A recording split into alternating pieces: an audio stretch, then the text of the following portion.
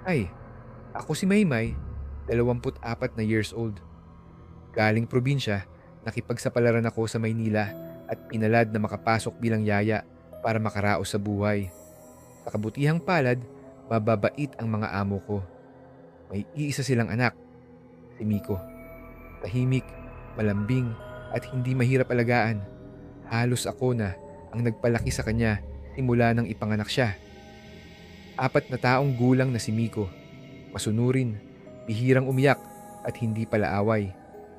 Noong 2014, lumipat kami mula sa kondo sa Pasig papunta sa isang subdivision sa Quezon City. Malaki ang bahay, mapuno ang paligid, maaliwalas, tahimik, masayang masaya si Miko dahil may garden sa harap ng bahay. Maluwag na ang kanyang paglalaruan. Doon siya madalas maglaro, habang ako naman ay nagbabantay lang sa tapat ng bahay. Masaya sana ang lahat, pero simula pa lang, may kakaiba na akong pakiramdam. Parang may laging nakatingin sa akin. Pinilit kong huwag pansinin. Baka naninibago lang ako. Bagong bahay, bagong lugar. Isang umaga, habang naghuhugas ako ng pinggan, narinig kong may kausap si Miko sa sala.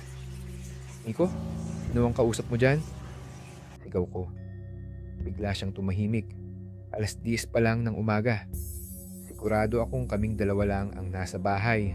Nasa opisina na ang mga amo ko. Nilapitan ko siya. Uy Miko, sino kausap mo?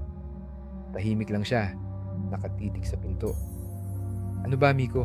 Sino ba yan? Hindi pa rin siya sumagot. Parang may sinisinyasan siya na huwag magsalita. Doon ko napansin ang mga bakas ng paa sa sahig papunta sa pinto. Putik, malinaw na yapak. Kinabahan ako. Baka may ibang taong nakapasok sa bahay.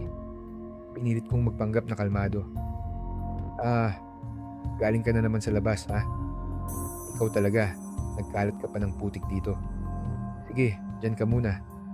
Kukuha lang ako ng pamunas. Habang pinupunasan ko ang sahig, tiningnan ko si Miko at nginitian. Para hindi siya matakot, ngumiti rin siya pabalik. Pero may kakaiba sa ngiti niya. Parang may itinatago. Naisip kong linisin na rin ang paa niya para hindi na kumalat ang dumi. Pero nang tingnan ko ang paa ni Miko, malinis. Walang putik. Doon na ako kinabahan ng todo. Napasilip ako sa pinto. Walang tao. Si Miko naman ay